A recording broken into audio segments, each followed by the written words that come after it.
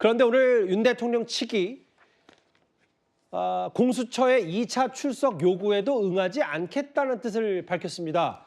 공수처는 지난번에 말했던 것처럼 긴급 체포 혹은 체포영장 청구도 하겠다 이런 뜻을 밝혔는데 화면을 만나보고 오겠습니다.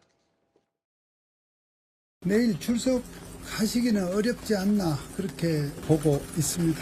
탄핵심판 피청구인으로서 대통령의 기본적인 입장 이런 부분들이 헌법재판관들에게 또 국민들에게 좀 설명이 된 상태에서 설명이 좀 되어야 하는 것이 우선이다. 그러한 일을 다루는 재판은 이렇게 성급하고 졸속으로 될 수 없다. 더구나 지금 6인 체제의 불완전한 합의체입니다. 헌법재판소의 절차가 다소 좀 빠르다. 10일 만에 어떻게 다 대응하겠냐 이런 취지로 변호인 단께서 말씀을 하셨었는데 지금 처음 듣는 얘기라서 근데 그거야 그거를 가지고 우리가 이렇고 저렇고 논의를 할 성질은 아니라고 생각하는데요. 하여튼 지금 처음 듣는 얘기라서. 윤 대통령 측은 6인 체제가 좀 불안한전한 거 아니냐라는 얘기를 했는데 글쎄요, 오늘 국회에서 이런 일도 있었어요. 인사청문회가 연이틀 진행이 됐고 관련해서 속보를 좀 만나봐야 될 것 같습니다. 국회가 오늘 헌법재판소 재판관 후보 3명에 대한 청문 보고서를 채택했어요. 이게 인사청문회도 아마 야당 단독으로 진행이 됐는데 3명 모두 국회 추천입니다. 여당 추천도 있고 야당 추천목도 있는데 정계선, 마은혁, 조한창.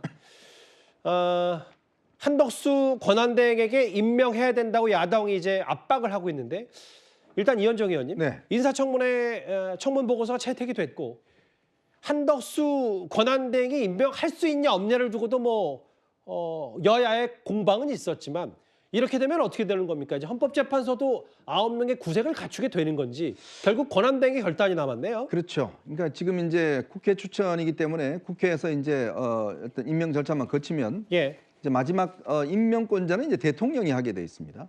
그러니까 지금은 현재는 이제 한덕수 대행이 대행을 하고 있기 때문에 한덕수 대행이 임명장을 주지 않은 이상은 국회를 통과한다 하더라도 실적으로 업무를 할 수 없게 돼 있죠. 근데 지금 아마 들리는 소식은 한덕수 대행이 이들 3명에 대해서 임명하지 않을 가능성이 있다라는 이야기가 지금 나오고 있습니다. 왜냐하면 지금 한덕수 대행은 지금 시종일관 여야의 합의를 지금 요청하고 있는 상황이거든요.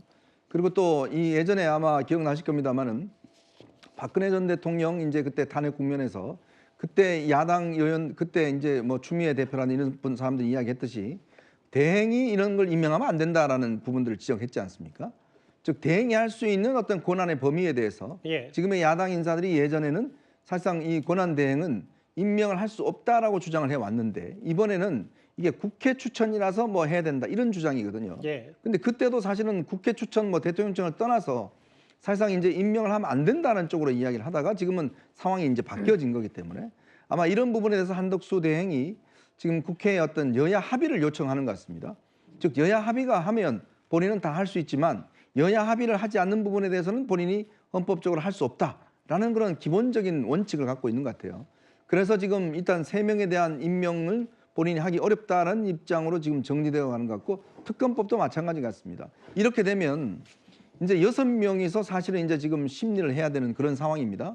그러면 6명이서 합의를 하려면 6명 전원이 사실은 대통령의 탄핵 소추안에 대해서 인용을 해야 대통령이 이제 이 탄핵이 되는 거거든요. 파면이 되는 거죠. 그렇죠. 근데 그걸 하지 않으면 아마 대통령은 다시 원상복귀할 수 있는 가능성도 지금 열려 있는 상황입니다.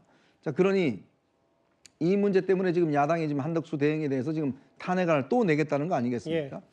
어쨌건 이 문제가 여야가 지금 국정안정협의회 여야 협의회를 만들었지 않습니까?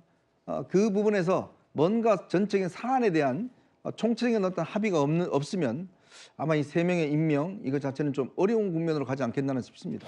근데 이제 그 뒤에 이어지는 한덕수 권한대행 얘기도 있기 때문에 그때 당시 이제 관련해서 다시 한 건에 모아서 또 논의할 기회가 있을 텐데요. 김기웅 부대변인. 수사보다는 헌법재판소의 절차가 먼저다라는 게 윤 대통령 측의 얘기긴 한데 원래 아예 공수처가 공동조사본부가 최후 통첩했거든요. 성탄절 오전 10시. 근데 내일 공수처 출석은 어렵다라는 건 아예 이제 공동조사본부의 출석 요구에 뭐 그게 영장을 청구해서 오든 말든 대통령 측은 응하지 않겠다는 얘기입니까?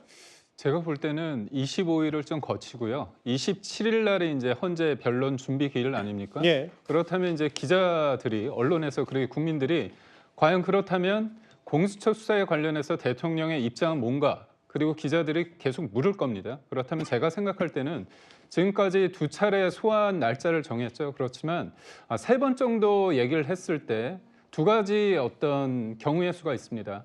우선 날짜를 공수처에서 정해서 그걸 안 했을 때 체포영장을 하는 경우가 있고요. 또 다른 어떤 시나리오는 2번째 25일 날은 참석하지 않지만 공수처와 대통령 쪽에서 서로 조율을 해서 이 부분에 대해서 대통령이 정치적으로 그리고 법적으로 책임을 피하지 않겠다고 한 만큼 이 공수처 수사에서도 날짜를 조율하면 저는 그 날짜에 맞춰서 출석 가능하지 않을까 그런 생각을 해봅니다. 뭐 일부 언론을 통해서 한덕수 권한대행이 헌법재판관 3명에 대한 임명을 하지 않겠다 이런 보도가 나왔는데 그거에 대해서는 그런 적이 없다라고 총리실도 해명하고 설명하고 있으니까요. 이 부분도 좀 잘 살펴보고 일단 내일 성탄절 출석은 윤 대통령이 안 할 것 같다는 얘기까지 하나하나 짚어봤습니다.